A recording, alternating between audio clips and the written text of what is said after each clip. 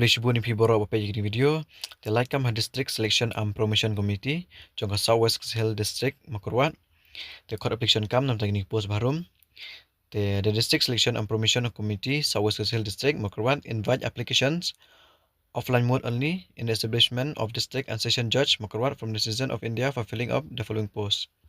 The court application kam nam tagni post balayan hirum, the kadebitang offline mode, the kini post barum, post benkong kadeka stenographer grade 3. The mau post tentang away kategori post kada UR, the pay level matrix kada level 8 tel kam here the minimum educational qualification pendap yaka bachelor degree from a recognized university with diploma in stenography in English. The requirement pendan yaka minimum speed of 80 WPM. WPM ni kamut by words per minute in shorthand and typing speed of 40 WPM. So how words per minute in computer on the basis of written typing test and a personal interview. Teka post baar kadai lover division assistant LDA.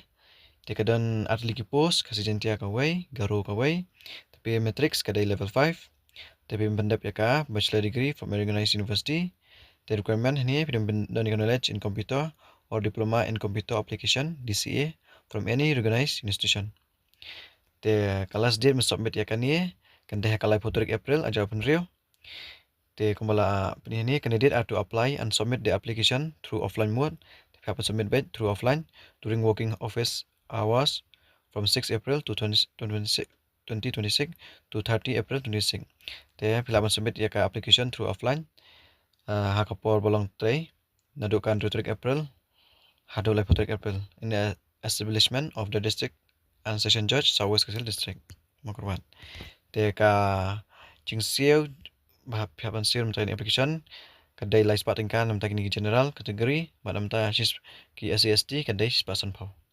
Te tangkani hi kabli shibun te sanang share like subscribe nam tagi kubor like kam.